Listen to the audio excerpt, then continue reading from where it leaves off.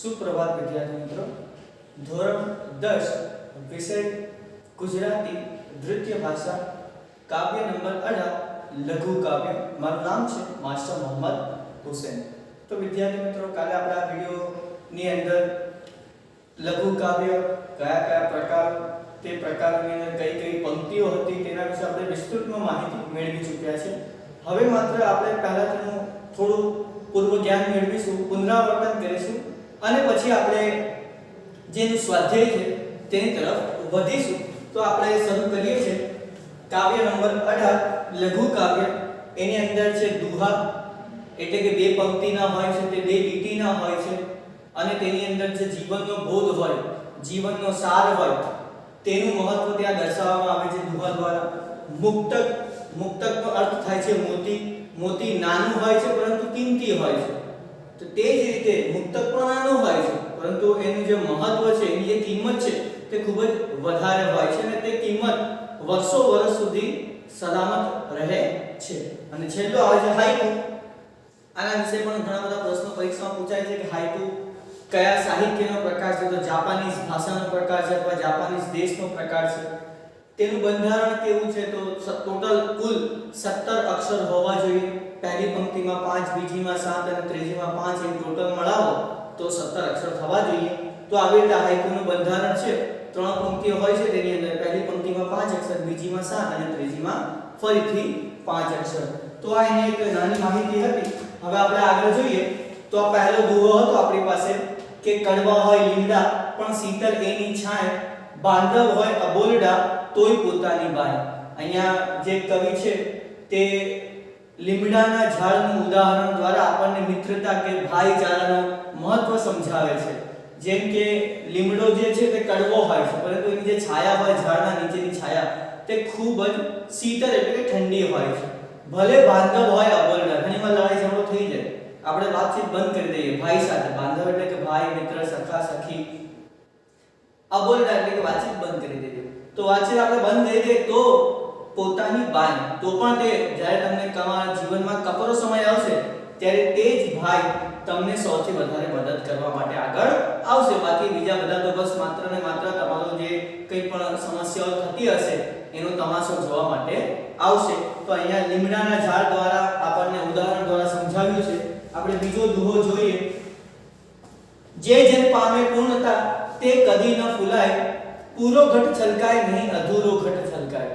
અહીંયા જે કવિ છે તેમણે જે ઘડો, ઘટ, માટલો કે મટકું તેનું ઉદાહરણ લીધું છે અને તેના દ્વારા કવિ સમજાવે છે પૂર્ણતા વિશે, અભિમાન વિશે.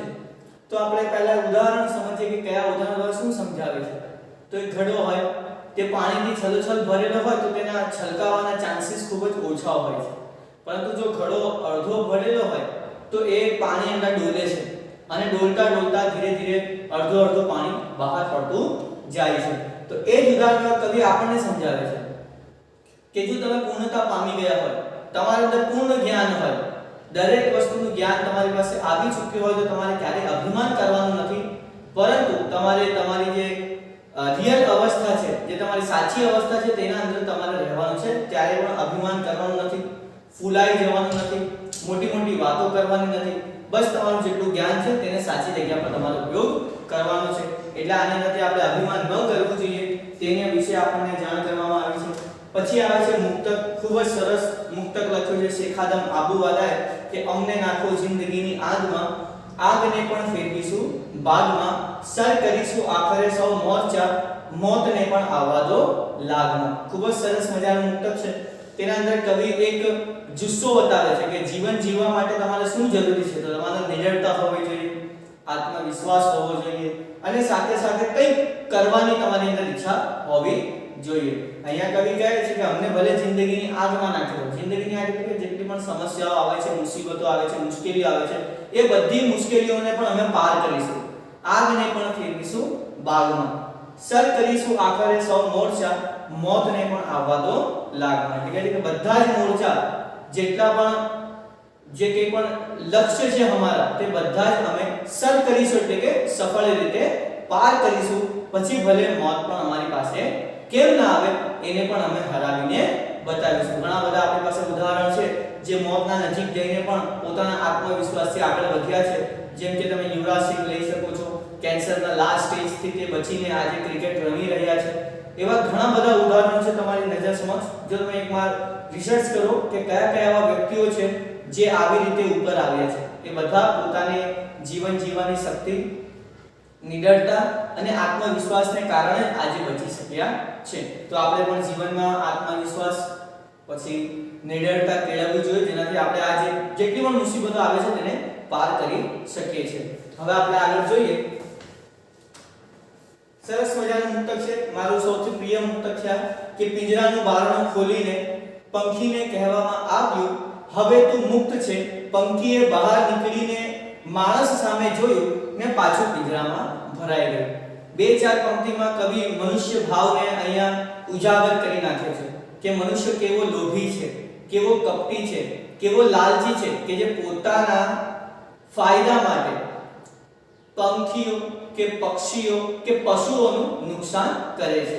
આપણે એકવાર આને સમજીએ કે એક પંખી છે પિંજરાની અંદર બંધ, તેને પિંજરાનું બારણું ખોલવામાં આવે છે ઘણા વર્ષો પછી. તેને કહેવામાં આવે છે કે હવે તું ઉડી શકે છે, હવે તું સ્વતંત્ર છે, મુક્ત છે, આઝાદ છે, તને જ્યાં ફરવું હોય, જ્યાં ઉડવું હોય ત્યાં ઉડી શકે છે. પંખી બહાર નીકળે છે. બહાર નીકળીને તે સૌથી પહેલા કોની સામે જોવે છે? માણસ સામે જોવે છે. અને તરત જ જેવું માણસની સામે જોવે છે તેવું તે પિંજરાની અંદર ભરાઈ જાય છે. તો અહીંયા આટલાની અંદર તમને ખબર પડી જાય છે કે પક્ષીઓને પણ હવે માણસો ઉપર ભરોસો નથી. તો અહીંયા જે મનુષ્યનો દંભ કે દોડ છે તેને અહીંયા ખુલ્લું પાડતો એક સરસ મજાનું મુક્તક હર્ષદ ત્રિવેદીએ લખ્યું છે. હવે આગળ જે હાઇકુ છે તેની વિશે આપણે માહિતી મેળવીએ તો ખૂબ જ સરસ મજાનું એક પ્રકૃતિ દ્રશ્ય ઊભું કરે છે ફિલિપ ક્લાર્ક કવિ. લીલ ઓઢીને પોઢ્યું તળાવ, જાગ્યું પંખીની ચાંચે. તળાવ છે, તળાવની ઉપર લીલ બાજી ગઈ છે, લીલ જામી ગઈ છે, સવારનો સમય છે. એવું લાગે છે કે તળાવ જે છે તે ઓઢીને, એટલે કે કોઈ ચાદર ઓઢી હોય એવી રીતે લીલને ઓઢીને પોઢ્યું છે, એટલે કે સૂઈ ગયું છે. અને અચાનક એક પક્ષી ઉડતું ઉડતું આવે છે પાણી પીવા માટે તળાવમાં અને ચાંચ મારે છે અને ધીરે ધીરે જે તરંગો છે પાણીના, જે વલયો છે કે જે કંઈ પણ આપણે જે વલયો હોય છે તેને ધીરે ધીરે તે દૂર કરતો હોય છે. જે વેવ બને છે પાણીની અંદર, તે વેવથી ધીરે ધીરે જે લીલ છે તે દૂર થાય છે અને એવું લાગે છે કે જે તળાવ છે તે ફરીથી જાગી ગયું છે. તો સરસ મજાનું કુદરતી દ્રશ્ય આપણી સમક્ષ ફિલિપ ક્લાર્કે રજૂ કર્યું છે. હવે છેલ્લું છે અને ખૂબ જ આપણા સરસ છે આની અંદર પણ વાત કે પર્વત ટોચે પહોંચ્યું વાદળ સ્વયં ગયું વેરાય. તમે હિલ સ્ટેશન પર ગયા હશો તો ઘણીવાર તમે જોયું હશે કે વાદળ તમારા હાથની નજીક જ હોય છે, કારણ કે હિલ સ્ટેશન ખૂબ જ ઉપર હોય છે, પર્વતોની ઉપર હોય છે. તો અહીંયા પણ એક ઉદાહરણ આપ્યું છે કે જ્યારે જે વાદળ છે તે પર્વતની ટોચે પહોંચી જાય છે અને તેને આગળ જે વાદળ છે તે તો ચાલતા રહે છે. તો જો એને આગળ જવું હોય ને વચ્ચે કોઈ પર્વત આવી જાય તો તે શું કરે છે? પર્વતને તોડી નથી નાખતો, તેને ક્રોસ કરીને પોતાના બે ટુકડા કરીને આગળ નીકળી જાય છે. તમે જોયું હશે ઘણીવાર સ્વયં ગયું વેરાય, આવી રીતે વેરાઈને પછી આગળ નીકળે છે. તો જો તમે પણ તમારા જીવનમાં સફળતાના શિખર પર પહોંચો તો તમારા પર જેટલો પણ બોજો છે તેને હલકો કરી નાખો. જેટલી પણ તમારી જવાબદારીઓ છે તેને થોડી હલકી કરો. જવાબદારી રાખવાની છે પરંતુ તેને ટેન્શન લઈને આપણે ચાલવાનું નથી. જો તમે ટેન્શન લઈને ચાલશો તો તમે ઉપરથી નીચે ક્યારે પડશો તે તમને પણ ખબર પડશે નહીં. તો અહીંયા સરસ મજાનું આ જે કાવ્ય છે લઘુ કાવ્ય, જેની અંદર 3 હતા, દુહા, મુક્તક અને હાઇકુ. બધામાં બે પંક્તિઓ આપણને જોવા મળી છે અને તે બંને આપણે ઉદાહરણો દ્વારા ખૂબ જ સરસ મજાનું જીવન બોધ પણ મળે છે, જીવન જીવવાની શૈલી પણ જોવા મળે છે, પ્રકૃતિ દ્રશ્યો પણ જોવા મળે છે. એટલે સરસ મજાનું આ લઘુ કાવ્ય અહીંયા પૂર્ણ થાય છે. હવે આપણે તેના જે શબ્દ સમજૂતી છે તેની તરફ આગળ વધીએ. બાંધવ એટલે કે ભાઈ કે સહોદર, શીતળ એટલે કે ઠંડુ, ઘટ ઘડો મટકું, ફુલાવું અભિમાન કરવું, ઘમંડ કરવું, મુક્ત આઝાદ, સ્વયં પોતે ખુદ, આગ અગ્નિ, અહીંયા અસહ્ય પીડા કે વેદના જેને આપણે કહીએ છીએ. તળપદા શબ્દો કયા કયા છે તે આપણે જોઈએ તો સમંદર એટલે કે સમુદ્ર, પોઢવું સૂઈ જવું, વેરાઈ જવું, છૂટા પડવું. રૂઢિપ્રયોગનો અર્થ જોઈએ આપણે તો અધૂરો ઘટ છલકાય ઘણો, અપૂર્ણ જ્ઞાન હોવા છતાં જ્ઞાનીપણાનું ગુમાન દેખાવું. થોડુંક નોલેજ હોય પરંતુ બતાવવું ખૂબ જ વધારે, તેને આપણે કહીએ કે અધૂરો ઘટો છલકાય ઘણો.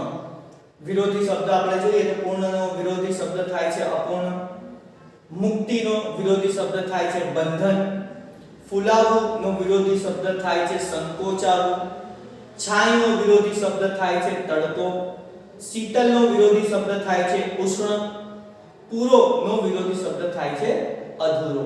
અને શબ્દ સમૂહ માટે એક શબ્દ છે કે બંધિયાર પાણીમાં થતી ચીકણી લીલી વનસ્પતિ, જેને આપણે લીલ કહીએ છીએ. રિસાઈને અમુકની સાથે ન બોલવું, તે રિસાઈ એટલે કે લડાઈ થઈ જાય પછી આપણે રિસાઈ જઈએ છીએ, તો આપણે જો વાતચીત બંધ કરી દે તેને આપણે શું કહીએ છીએ અબોલા કે અબોલડા કહીએ છીએ. આગળ આપણે સ્વાધ્યાય તરફ વધીએ. સ્વાધ્યાયમાં પહેલો પ્રશ્ન એવો છે કે નીચેના પ્રશ્નો સામે આપેલા વિકલ્પોમાંથી સાચો વિકલ્પ પસંદ કરી ખરાની નિશાની કરો. તેમાં પહેલું છે કડવા લીમડાની છાયા કેવી હોય છે? તો એના આપણે ઓપ્શન જોઈએ તો A તુરી, B શીતળ, C ગરમ કે D આકરી. તો લીમડાની છાયા કેવી હોય છે? ઠંડી હોય છે. તો ઠંડી એટલે કે શીતળ, B સાચો જવાબ છે તેનો. બીજું કેવો માણસ કદી ફૂલાતો નથી? તો A દંભી, B નિરાશ, C પૂર્ણતાવાળો કે D દુખી. જેની પાસે પૂર્ણ જ્ઞાન હોય તે ક્યારેય ફૂલાતો નથી, એટલે કે પૂર્ણતાવાળો C એ આપણો સાચો જવાબ છે. તે માણસ ક્યારેય ફૂલાતો નથી. તો હવે આપણે આના આગળના જે સ્વાધ્યાય છે તેની તરફ વધીએ. તો પ્રશ્ન નંબર 2, નીચેના પ્રશ્નોના એક વાક્યમાં ઉત્તર આપો. તેમાં પહેલું છે કે જિંદગીની આગને શેમાં ફેરવી નાખવા કવિએ વાત કરી છે? તો એનો આપણે ઉત્તર જોઈએ. જિંદગીની આગને બાગમાં ફેરવી નાખવા કવિએ વાત કરી છે. બીજું છે પંખીએ માણસ સામે જોયા પછી શું કર્યું? તો ઉત્તર છે તેનો કે પંખી માણસ સામે જોયા પછી તરત જ પિંજરામાં પાછું ભરાઈ ગયું, કારણ કે તેને માણસ પર વિશ્વાસ ન હતો, એ માટે તે પાછું પિંજરામાં ભરાઈ ગયું. આગળના કેટલાક પ્રશ્નો છે તે આપણે જોઈએ. પ્રશ્ન નંબર 3, નીચેના પ્રશ્નોના ઉત્તર ટૂંકમાં આપો. એમાં પહેલું પ્રશ્ન છે આપણે તળાવને કોણ જગાડે છે? તેનો આપણે ઉત્તર જોઈએ. તળાવ લીલની ચાદર ઓઢીને પોઢી ગયું છે, એટલે કે સૂઈ ગયું છે. પંખી ચાંચ મારીને તળાવને જગાડે છે. તળાવ જીવંત થઈ જાય છે, તેમાં સજીવતા આવી જાય છે. બીજું આપણે જોઈએ પૂર્ણ ઘડા દ્વારા કવિ શું કહેવા માંગે છે? તેનો ઉત્તર આપણે જોઈએ. પૂર્ણ ઘડા દ્વારા કવિ કહેવા માંગે છે કે પૂર્ણતા પામ્યો હોય છે, જેને સંપૂર્ણ જ્ઞાન હોય છે, તે કદી ફૂલાતો નથી, ઘમંડ કરતો નથી કે અભિમાન કરતો નથી.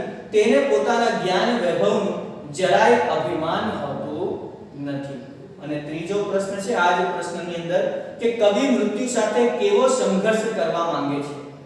તો ઉત્તર એવો છે કે કવિ મૃત્યુ સાથે પણ હિંમતથી બાથ ભીડવા માંગે છે, ગમે તેવી કઠણ પરિસ્થિતિમાં પણ હારવા માંગતા નથી. અને હવે આપણે જે છેલ્લો પ્રશ્ન છે તેની તરફ આગળ વધીએ. તો પ્રશ્ન નંબર 4, નીચેના પ્રશ્નોના મુદ્દાસર ઉત્તર લખો. એમાં પહેલું છે વાદળની ટોચે પહોંચી વેરાઈ ગયું, પંક્તિમાં વ્યક્ત થતો સંદેશ. શું આપણને શીખવા મળે છે આ પંક્તિની અંદરથી? તો એનો આપણે ઉત્તર જોઈએ. વાદળ જેમ જેમ ઉપર ગયું તેમ તેમ હલકું થયું, પર્વતની ટોચે પહોંચતા એટલું બધું હલકું થઈ ગયું કે તે વેરાઈ ગયું. આ પંક્તિનો સંદેશ છે કે આપણે જેમ જેમ ભાર ઓછો કરતા જઈશું તેમ તેમ આપણે હળવાશનો આનંદ અનુભવી શકીશું. જીવનમાં બિનજરૂરી બોજ લઈને શોકમય વાતાવરણ રાખવું નહીં, જેટલી જરૂરિયાત ઓછી એટલા આપણે સુખી. એટલે આમાંથી આ શીખવા મળે છે કે આપણે આપણી જરૂરિયાતો ઓછી કરવી જોઈએ અને થોડો હળવાશનો અનુભવ કરવો જોઈએ. અને હવે છેલ્લો પ્રશ્ન છે આ, જેની અંદર બીજો પ્રશ્ન એવો છે કે પંખીની પંખી પિંજરામાં ભરાઈ ગયું, માં વ્યક્ત થતી વેદના વર્ણવો. તો આપણે ઉત્તર જોઈએ કે પંખીને સી વેદના થાય છે.